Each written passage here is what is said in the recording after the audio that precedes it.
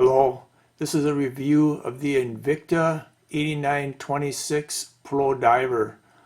I'm first going to tell you about what inspired this watch, what advantages and disadvantages it has, and why it's somewhat of a legend among low-priced diving watches. Now in 1954, Rolex introduced a new watch at the Basel Watch Show, and it was called the Submariner. And here's a version of it right here, although this is a more modern version than the 54, but this is the best picture I have of a Submariner. It is also the model that I owned. And what this watch had was, for the time, it had a rather large size at 40 millimeters, and it had a black dial with luminous hands and markers, and it had rotating bezel that you could use to time things, and primarily you would time dives, because this watch was intended for scuba divers, because scuba diving had become a popular sport at this time, perhaps due to the exploits of Jacques Cousteau, and for television shows such as Sea Hunt. This became a new recreational hobby, and many people were taking it up.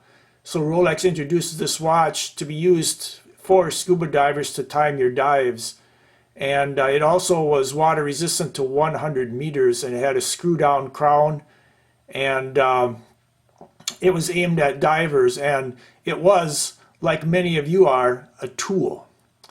Now let's flash forward a little bit, and let's go to the 1990s, 1996 to be exact.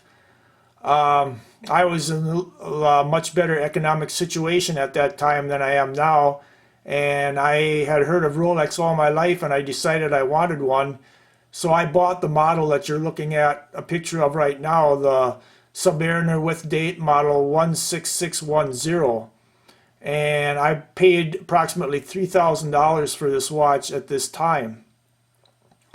And I had this watch for a few years, and due to several factors, primarily the high cost of maintenance on it, I decided to sell it. And that's a decision that I have regretted ever since, because I really do kind of miss that watch. So I thought to myself, what can I do to get a watch? What watch can I get that looks similar to the Submariner, but it's something that I can afford, and it doesn't cost me an arm and a leg and this sort of thing. So one day I happened upon this. Ta-da! The Invicta Pro Diver model 8926. Now, as you can see, it looks very similar to a Submariner. The main difference being, whereas a new Submariner costs in excess of $8,000, you can have an Invicta Pro Diver for approximately, about $80 or so. And come with me into the next room, and I'll show you the actual Pro Diver itself. Bear with me here, I have to turn the light on.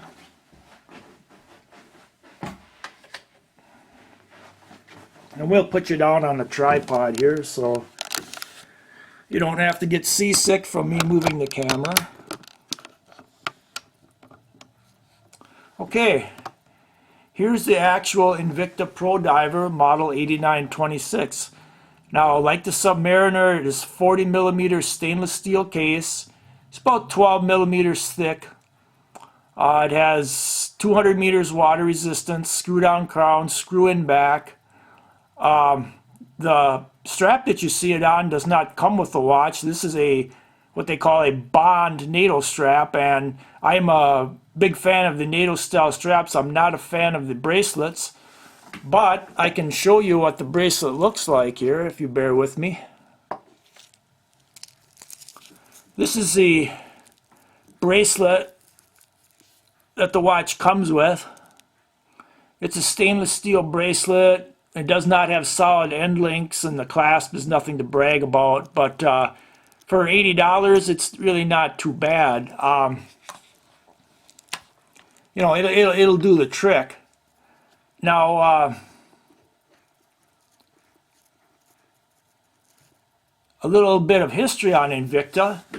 Invicta was started in 1837 in Switzerland, and the idea behind the company was they wanted to produce high quality watches, but that the average person could afford at a you know, a reasonable price.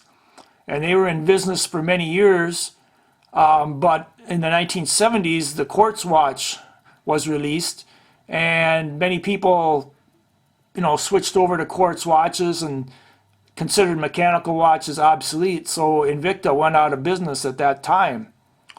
Now let's go to the 1990s. 1991, the company is, or the rights to the name of the company, I should say, is bought, and a new company with the Invicta name is started based in Hollywood, Florida.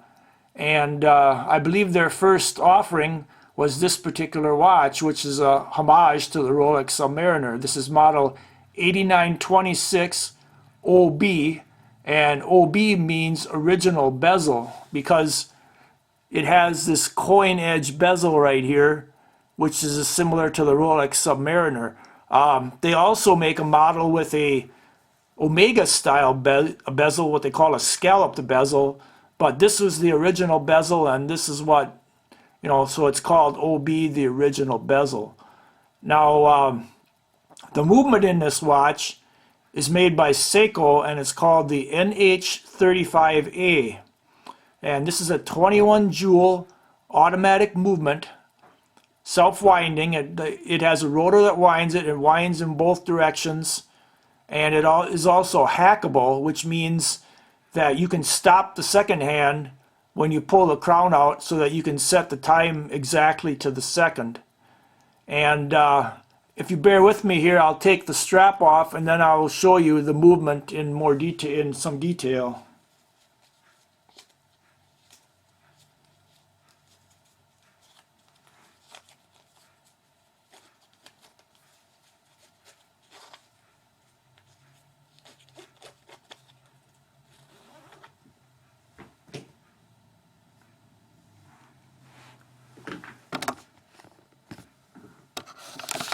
Sorry for the jostling here, I have to take the camera off the tripod. Okay. Let's see if we can get her to focus here. This is the movement. Like I say, it's a 21 joule automatic movement, self-winding. You can see the rotor here. You can see, if you look closely, you can see the balance going back and forth. And if you're not familiar with automatic watches work without a battery. They have a rotor that spins as you move, and it winds, puts tension on a spring. And as this spring releases the tension, that's what powers the watch. And as long as you keep wearing the watch and, you know, keep moving around throughout your day, the watch stays wound. Thereby it's called an automatic movement because it automatically winds. And when fully wound, I believe this movement has a power reserve of approximately 40 hours. So it'll run for 40 hours when fully wound, and then until it would finally stop if you do not wear it. So you either have to wear it all the time, or you have to put it on a winder perhaps when you're not wearing it, and then that will keep it wound. You also can hand wind the movement by the crown, and then it will run that way. Like say if you want to put it on for the day and it hasn't been running for a while, whatever, you wind it up with the crown, set it, put it on, and then you're good to go. A note about accuracy. I should point out that automatic or mechanical movements in general are not as accurate as quartz. Comparing the accuracy of a quartz movement to the accuracy of a mechanical movement is like trying to race a Ferrari with a horse and buggy. I mean, it's just, there's really not much of a comparison. It's just two widely different technologies and two results. If you need a watch that's accurate to the absolute second, or it's only off a few seconds a month or something like that, an automatic movement is not what you're looking for. You're better off sticking with quartz. There's Let's put you back on the tripod here for a second.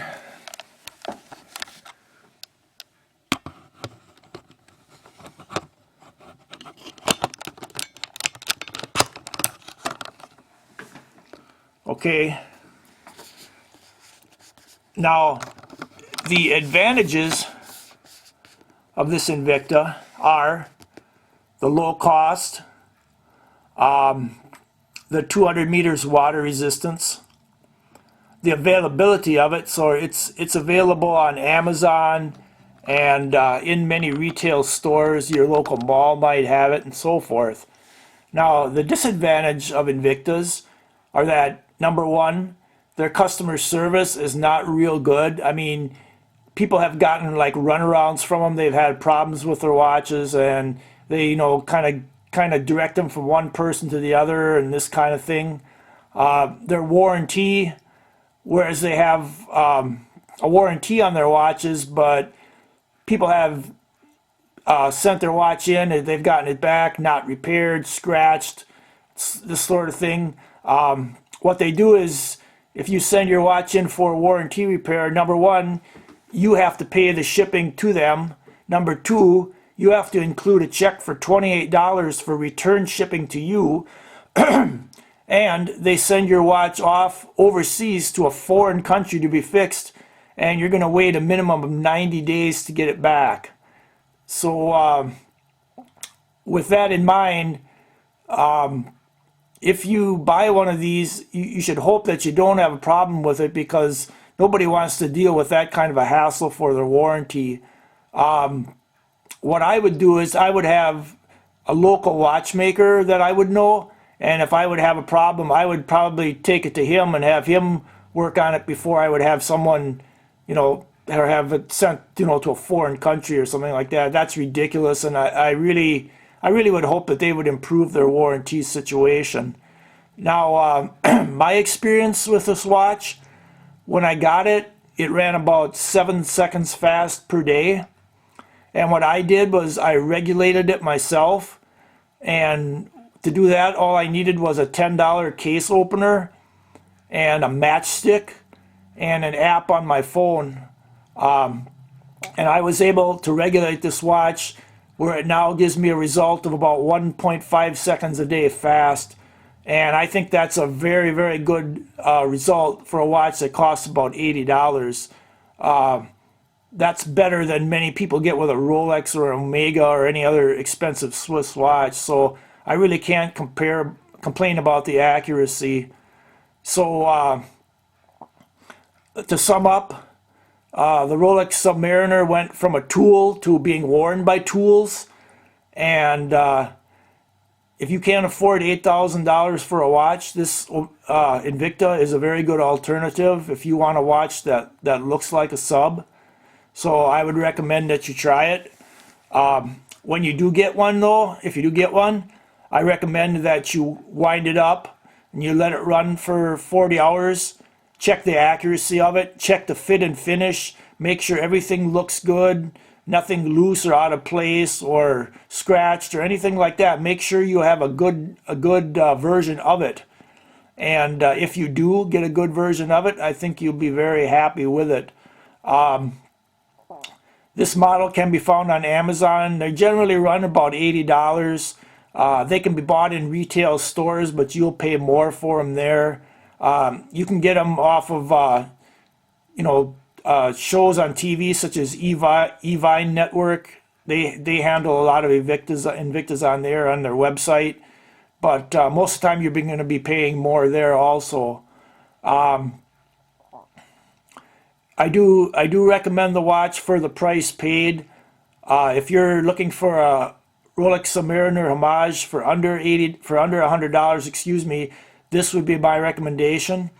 If you have more than $100 to spend, if you have, say, up to like $350 or so, they do make a model. Invicta makes a model called the 9937, and that has a Swiss-made movement.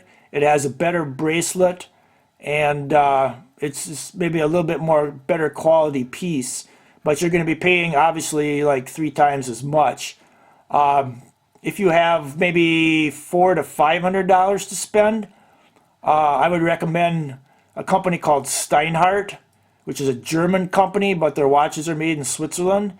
And they use actual ETA movements made in Switzerland, and they make some really nice high quality watches. So that would be one to check out if you have a little bit more money to spend. But if you're a 1%er and you can afford a Rolex, you probably shouldn't be watching this, because there's no reason to buy an Invicta if you can afford a Rolex, unless you want a beater to wear when you don't want to scratch your Rolex or have it stolen or be robbed or something like that. If you're the 99%er like most of us, this is a homage to just a fantastic watch, a historic watch in the Submariner that most of us will never be able to own, but we can own something that looks like it. And I believe that everyone should be able to own things that they're proud of and that they like the looks of, and that like to have cool things whether you're rich or not. I don't think this should be denied us. So 1%ers, we might not have your money, but we maybe do have your taste. So if you're looking for a Submariner homage, check out the Invicta Pro Diver 8926 OB, and I think you'll be glad you did. As always, comment, rate, and subscribe, and thanks a lot for watching my videos.